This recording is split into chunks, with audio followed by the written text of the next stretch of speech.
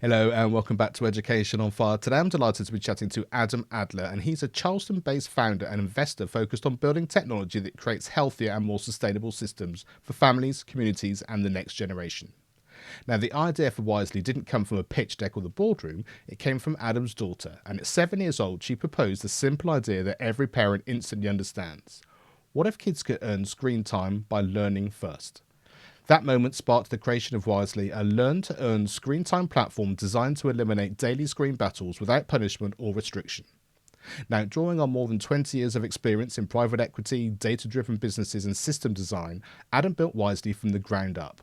The platform uses AI to generate curriculum aligned learning challenges tailored to each child's age, grade, and school district.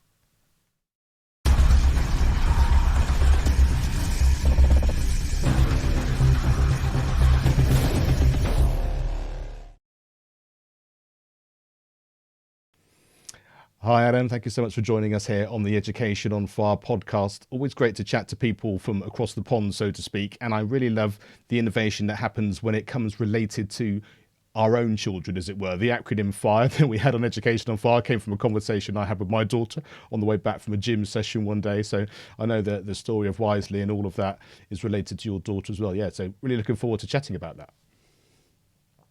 Absolutely. So nice to meet you. Thank you. So why don't we start with the history of Wyzly and sort of that intention of what you were trying to achieve with it? So, taking you back in time about 3 years ago, my daughter was 7 years old, which she's 10 now, and we live in Charleston, South Carolina. And my wife controls my daughter's screen time like many other parents do. And we just used Apple's screen time, and there's tons of other screen time apps. My wife's tried a couple of them over time. And essentially, it lets you just set it to say, hey, at 5 p.m., the apps are all going to be locked. The device just renders itself useless, turns off, and you can't use it anymore because the time is up. And what we would do is we would take the device away from my daughter. We'd like manually pull it away, and we would say, look, at the end of you doing your schoolwork, read some books, do your math worksheets, we'll give it back to you, kind of like a reward system. My daughter would always fight for the more time. She would never just say, okay, sure. And it'd be like this massive battle and fight. And every parent that I know is suffering from that as well. So my daughter one day says, hey, there's got to be a better way. Why don't you just download some app that maybe pauses it or makes me do my homework? And then after I got my homework done correctly and it's all good, now I get to have more screen time. I kind of like learn to earn. So that was really the birth of Wyzly, because we looked for it and we just simply couldn't find it. And it never existed. So what we've built is something very unique, to where we actually now can take full control. We're kind of like the gatekeepers of all iOS applications, and no one's ever been able to do that. So now you have to answer educational questions and content that's catered specifically to your age grade and school district. And we've built everything proprietarily from scratch. People love the experience, and now kids are earning their screen time, and parents feel a lot better about themselves. So we should probably jump in there because I know someone who's done a little bit of development in the past. That kind of being able to have that control over a device and, like you say, being able to have that content on there doesn't just happen overnight. It takes a lot of work and a lot of agreement. So take us into sort of that journey, being able to sort of put that together within the app. Yeah, so I mean, you start something like this from scratch, it's very difficult. Originally, we were thinking about outsourcing this to a third-party development company. Instead, we opened up our own office, and we hired 14 full-time people that have built every single facet of this process, from front end, back end, animation, up to our own large and small language models. So we've built our own AI engines that power this, Wisely application. And not only do we lock and block the apps, but we allow the child to feel empowered by being able to unlock them from answering educational content and questions. And from what I understand and know about children at that age, which I have two little girls, and particularly Isla in this case, a third grader in Charleston, South Carolina, is learning something different on a weekly and daily basis than even the same third grader, but if they're in Dallas, Texas, or New York City, for example. So it's catered by specific school districts. So I wanted to make sure that my daughter, like other parents, would be able to get the exact questions that they're learning in their school and reinforce that at home. And the only way to do that was to build our own models and to be able to populate questions that are catered specifically to them.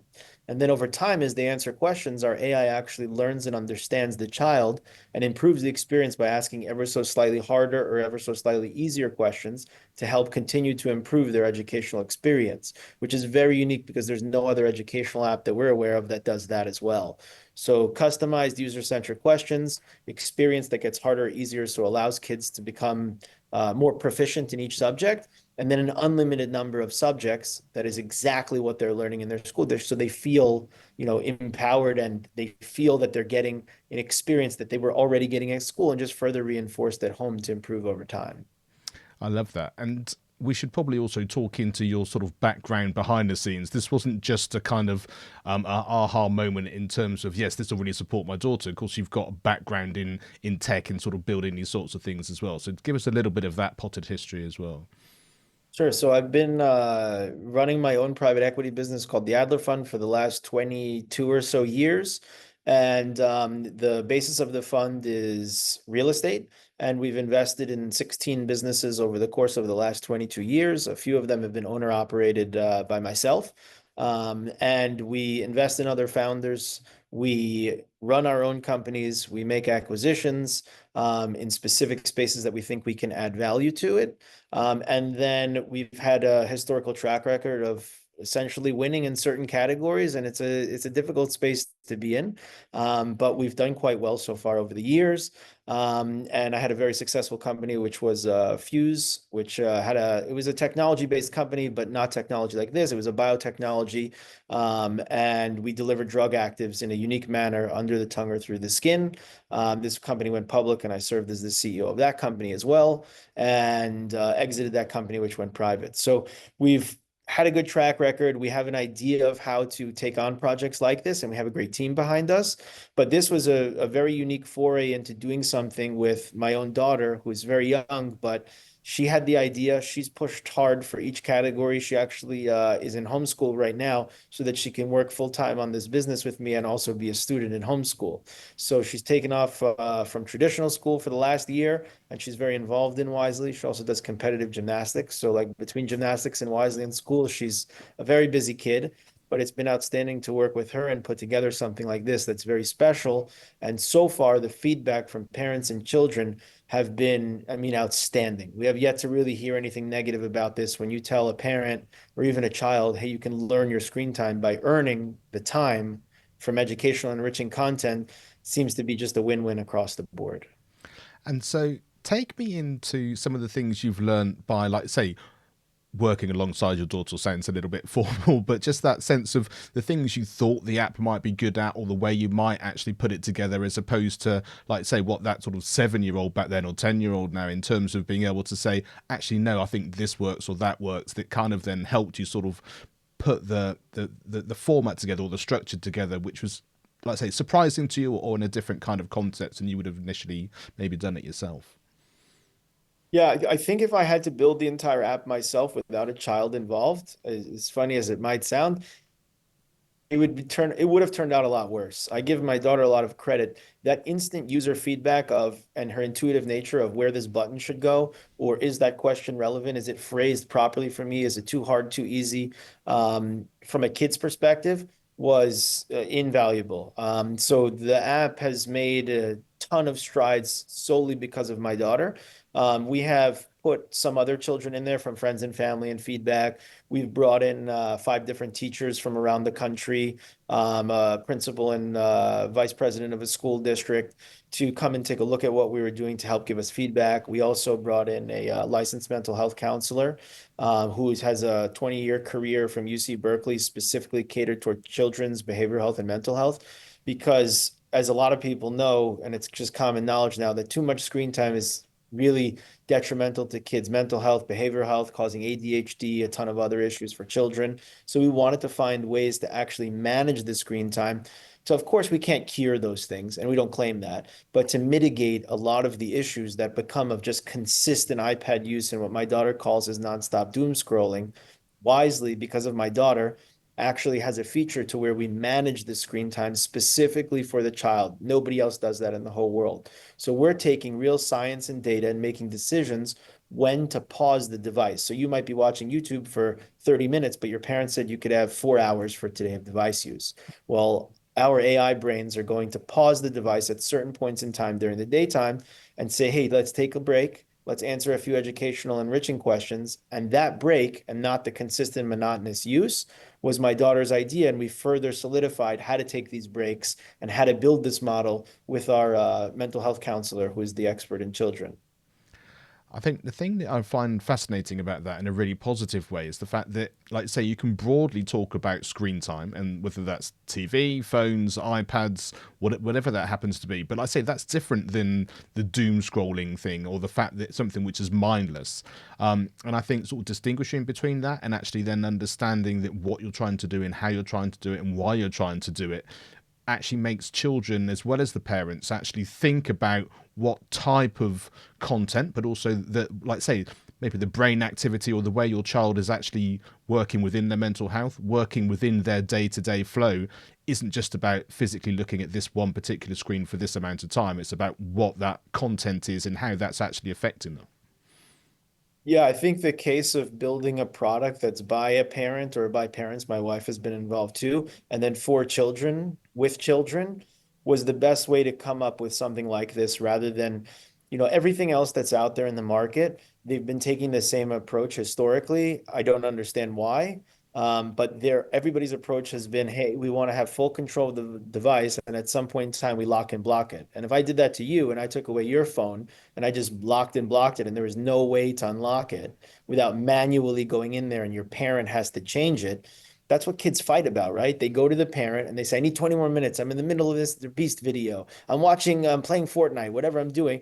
And the parent always gives in. It's very tough to just battle with your kid. So that alone, that premise builds bad foundation between parent and child, that I just have to fight for it, and then I'm going to get you to give in anyways.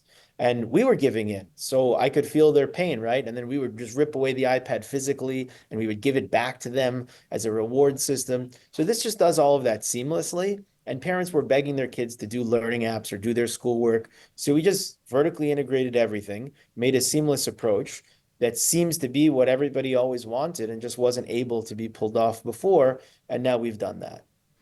And take us into sort of the sort of the tech side of it in terms of it's for iPad, it's for iPhone, it's iOS rather than Android. And then beyond that, you sort of said you've been working with obviously people in the US in terms of that curriculum.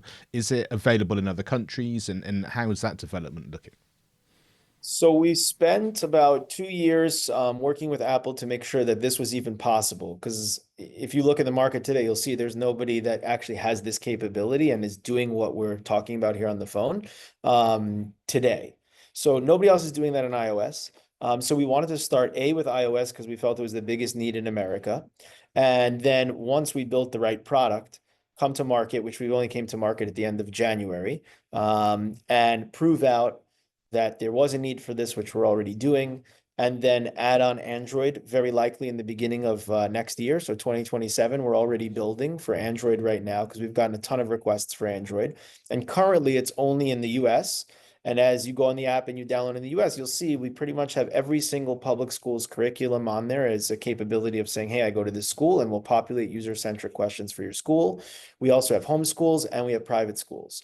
So we've built something that everybody should be able to use and enjoy. And as we get along, as I said, we'll add Android, and then we will scale to other countries and other languages as well. Where you're at is probably our next foray into it.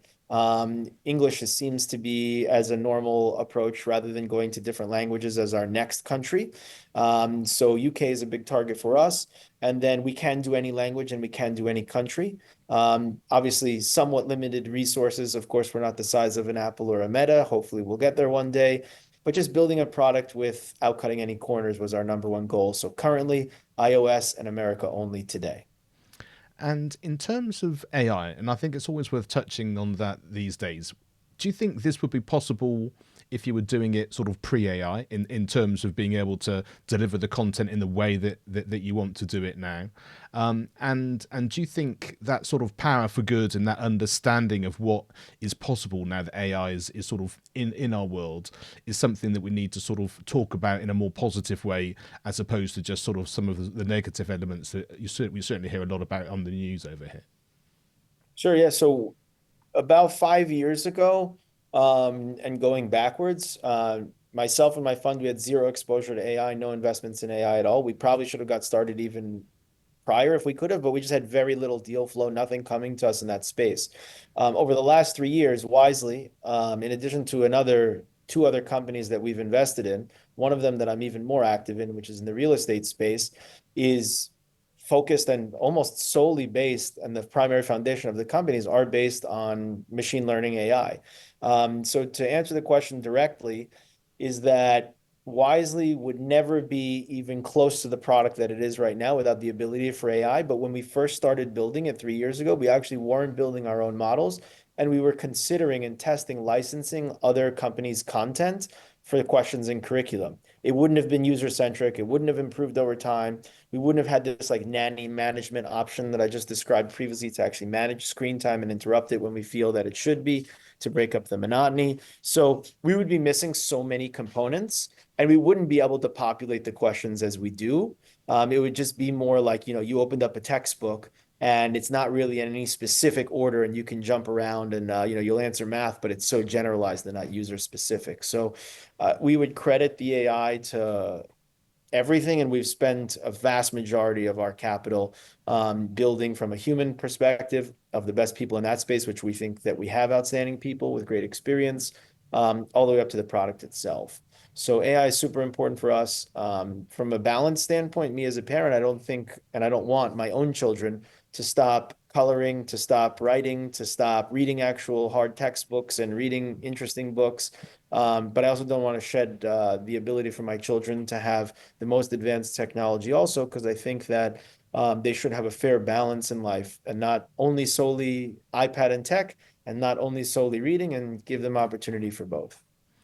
And in terms of sort of what your daughter's perspective is now, having sort of been integral to what you've developed and how you've done it, what do you think she's gained from that, both in terms of developing a product or from a business acumen? And I guess the next question from that would be, I guess that's something she's not going to have got in traditional schooling in the same way as she has with the flexibility of being homeschooled. Yeah, she couldn't. I think, I mean, from the way that I grew up and the way that I wanted to raise my children, my opinion is that I'm doing it the right way. I'm always open to other feedback and trying to learn. But giving my child exposure to sports was insanely important to me, and she's quite good at gymnastics. She travels all over the country. I played tennis at USC from 2003 to 2007, and I played afterwards a bit, and I played prior and was very successful in junior tennis. And that was like foundation of my life, and that gave me an outstanding background, I felt, in hard work, dedication, and trying to do well in life later. That gave me some great, assets and abilities. So that was a portion of how I wanted to start off my daughter's life, is in sports. I'll do that with my next daughter as well. I think that that's great for, health, mental health, and everything else. And then business exposure, I don't think that there's an age to start too young, actually. I see young kids are building businesses all the time. I'm sure you've seen Shark Tank. I see 8-year-old kids go on there. They're making deals with guys that are super successful. So they get the exposure. So if a parent can afford that to their child and offer that to them, great. And I happen to be in a position that when I felt my daughter was young enough, I would involve her in. She's done many of the podcasts, a lot of the TV interviews, actually. I've gotten her opinion even on other businesses to see how a child looks at it. And she pays attention, and she finally thought of something herself. So I wouldn't just take that from her, and I wanted her to be a part of it. So she's a very big part of Wyzly. I love that. And I just want to jump in there. You sort of said about the sports and that idea of the grit, the determination, the ongoing work you need to progress and to get better at what you do. I find that fascinating. As a musician, it's just integral for me in terms of learning, practicing, actually having the idea of being able to work with other people as part of an orchestra, as part of a band, as that sort of bigger community. It's where my friends and my relationships came from. It's obviously really important from your point of view as well, but also by the same token, Do you think there's a lack of that in this sort of day and age? Maybe because of, like, say, the insular way that of devices, but also, how do you think that, apart from the sports idea, you can actually integrate that into children's learning if they're not having it in an organic way? Yeah, so from a sports perspective, and what you labeled as, the things that have helped you be successful too, I think that it is just ridiculously important, if you ask me. From being able to just stay fit and healthy, from just the day-to-day operation of exercising, I think that's very important. From a values standpoint. I also think that's very important. I played an individual sport. My daughter's doing mostly an individual sport too, although she is on a team. And I loved it as a kid.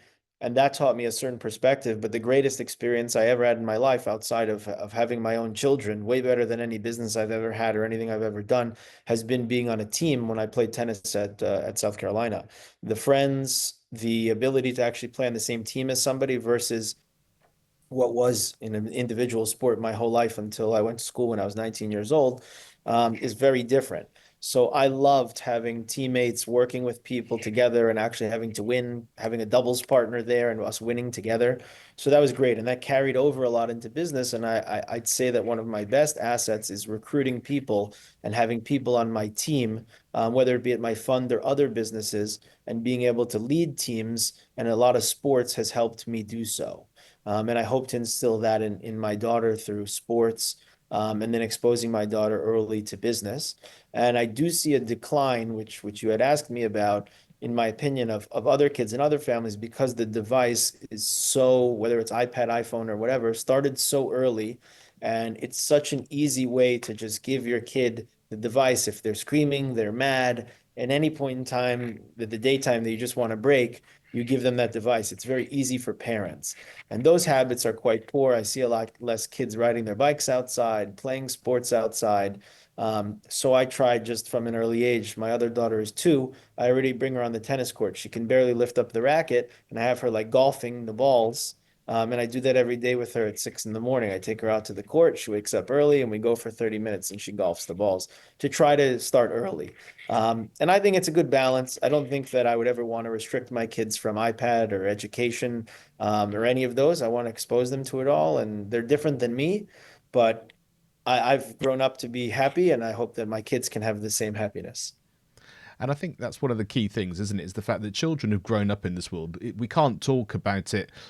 It used to be like this, or we think it should be like this based on our own experience, sort of pre all of those sorts of things. So I think having a child's perspective, like say when you were building the app, is going to be, it comes from a different place, it comes from a different standpoint to begin with, and I think also that ability to be able to really show what is possible in terms of that balance. And I think when children are making the conversation and the rules around it together, which is the sort of essentially what you've been saying, I think that changes the whole atmosphere, and like you say, takes away some of the ebb and flow, or the kind of, you can have this, can't have this. One of the things we spoke about recently on our Gare Grouse season was the idea of having mobile phones and things in schools.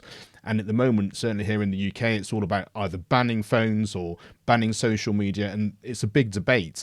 But I think one of the things we haven't had is the kind of having a discussion with young people saying, what do you think would work for you? You know, what would you say are your boundaries? What are the things that actually would be supportive by having a phone around with you? Because we've got this tech in our pocket that we're not allowed to use during these hours. But at the same time, that's not going to mean that you have them all the time. It's not going to mean you're going to be on TikTok the whole time you're in class.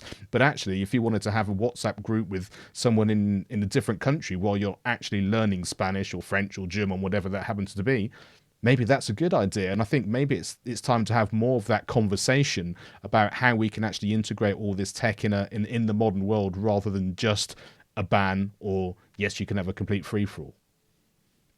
Yeah, now you're talking my language. So I think, and I use this example all the time, that if somebody wants to lose a lot of weight and their plan is to not eat or drink for the next 2, 3, 4 months, they're definitely going to lose a lot of weight if they stay alive. The problem with that is that that's not realistic, it's not sustainable, and it's not healthy. I liken the same thing to the iPad, the iPhone, etc. It exists I believe in America especially, but in every other country, if you just live by the philosophy of I'm going to take it away from my kid forever, of course, if they're 1 or 2 or 3 years old, fine, that's not in the discussion. Wyzly's really starting at around 5 or 6 years old, so it's a kindergarten through sixth grade right now, and we'll add more grades as we go. So we'll go seventh, eighth, ninth, etc. But in summary, I do not think that that works of the lock, block, and ban method.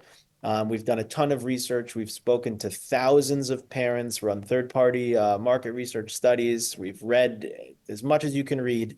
And every parent that we've ever met just despises the ability to only lock and block through all of the apps that were in the market, which is why we thought we had a real home run here to make a difference in people's lives, which is the takeaway method. You know, whether it's manual or it's just you plug in the buttons and hey, your device shuts off. That's not a way to do it. Kids hate it. They don't like it. They always find a way to argue with the parents to get it. It teaches bad habits. We don't think that that works. You do have that ability with Wyzly too. So if you want as a parent, you can use what we call as bedtime. So we try to soften it a little bit. If the parent wants to put bedtime is at 2 p.m., 10 p.m., whatever, then the device will be off and the kid cannot unlock it. So the parent has the full capabilities of all of the other applications with Wyzly, but the main goal here is to empower the child, let them have the ability to gain educational and enriching content, improve over time. The parent can track all their results, see how they rank amongst their peers in the other school districts, see what they need to work on, customize the experience on the back end. They have a ton of great abilities to do so. But at the end of the day, all we care about is giving the child a fair balance with the parent so that the parent and the child don't fight any longer. Yeah, I love that, and I think just to sort of complete that circle. I mean, our children are a bit older now. Our youngest has gone to university, and it's amazing hearing them when they come back talking about the things that you implemented as a family. So, for example, we were always no devices at the table, eating together, having conversations, and some of the things that they took away from that. They talk about, oh, this, it's amazing. I've sort of experienced the opposite of that now, but it's something we really liked. The idea of some of the boundaries which they can see the benefit of later on in life as well. And so I think, like I say, those ongoing conversations are really important, but also remembering that everything that we're putting in place, and I think the essence of what you've done with the app here is the fact that you're doing it collaboratively, and then as they get older, they start to see the benefit of that. But like I say, you've done it in a way that supported them and included them, which is the key takeaway. Yeah, very well said. I think that the 2-year-olds know how to use the devices. My kid knows how. We don't really let her use it, but she knows what's going on. She can thumb stop, she can scroll. Kids are super intelligent now. They probably were super intelligent before I had children, but I'm absolutely just mind blown at how smart young kids are nowadays. So to just treat them as though that they're not equal citizens in certain ways. Of course, they don't have the same exact rights as I do as a parent. I do have some boundaries with my children, but I treat them nearly as an equal to me, and I talk to them and I use logical reasoning to raise my children, and I don't punish them in those manners, and I don't live like that. Doesn't mean I'm correct for other people's views, but my view is that I treat my children nearly essentially as an equal to me, and it's worked out very well for me. My children are outstanding and super well behaved and very smart, and I'm sure there's other kids out there that are like that. And we just felt that there has to be a product like this in the market, and there's no reason that it shouldn't be. And every parent we've shown this to, every interview I've done like this, everybody has been like, wow, how does that not exist already? That's crazy, at least for optionality. To say, hey, like if I only want a locking blocking app, I could do that or go use a different product. We might not be for that person. But I have yet to see a parent that says, hey, I don't want my kid to do a little extra math work rather than just be giving them the iPad. I'd rather use Wisely. So Yeah, brilliant.